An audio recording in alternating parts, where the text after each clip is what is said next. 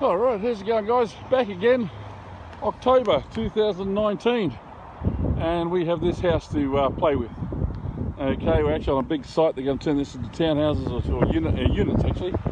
We've got that house there which needs to be raised and stumped later on, and this house here which is actually in the way of the units. This house is going to be moved, spun around and put over there next to that house, and it stays on site. But we've got to get the house built so it's able to do that, and of course to do that we've got to get a trailer underneath it, pick it up and move it, which my brother's team will take care of at a later date in the next few weeks. But we're here today to meet with the engineer and have a chat, and we're going to go through and measure the place up, get it all drawn up so we can okay with the engineer what we're doing. But yeah, it's a nice old place. Been here a long time. It's 110 years old. The Queenslander with a veranda on the side. Denotes the Queenslander by having the bedroom out the front. Okay, just step back a bit more.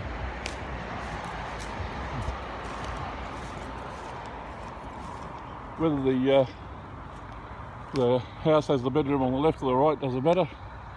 That denotes the Queenslander by having that in this deck to that post, and then of course they extend it by putting the veranda on the side. We'll have a look around here.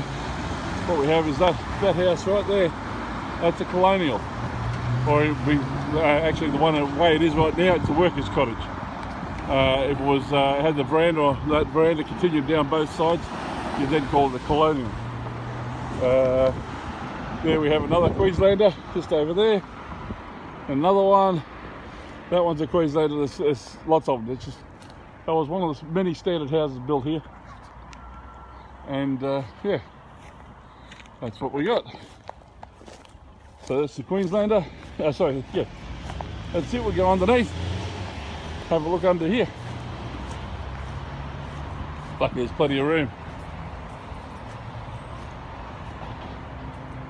Alright, and of course what we've got to do is we've got to make this place ready for putting a trailer underneath it to lift it up and take it for a little drive and spin it, and that's going to take a little bit of effort.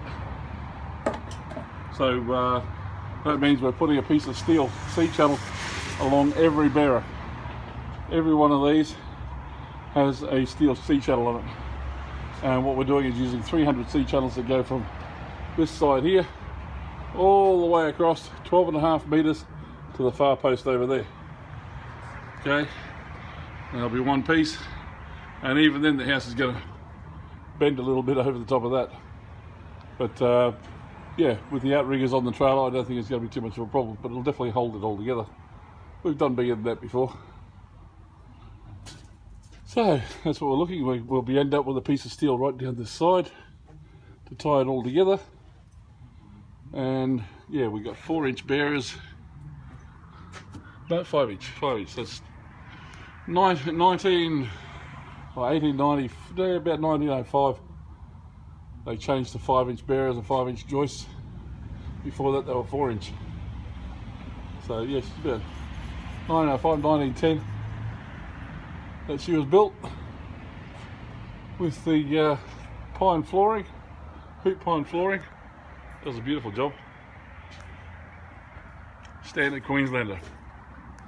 Add the VJ upper walls. VJ, for those that are interested, especially those who are pulling these apart, putting them back together, we're doing work on it. That is your tie down for the roof. It's nailed down with 2 nails this end, and it's nailed down with 2 nails on the other end.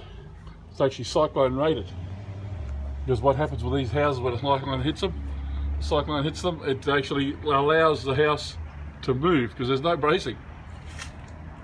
These are your tie down. They allow the house to move that way and that way. The same going forward to back. They are the best tie down you can get. Some more VJs down over there. Not many, but yeah. That is how the houses were tied down back in the day. And many of the houses up north that are built that way survived many cyclones. Of course, once you don't have that in there, they don't survive very well at all. Anyway, just a quick visit out the back. This is where the house is going, right here. Back out in the sun. And that's the back of the house. Alright. Okay. Well, that's us. Frank and I now go to draw up the plans and try and work out all this steel, get it all done. We've already done a quote on it. I've just now got to draw it up because we've got the engineer at 2 o'clock and want to go through it with him and make sure he's happy with everything. Okay, catch you guys again soon. See yous.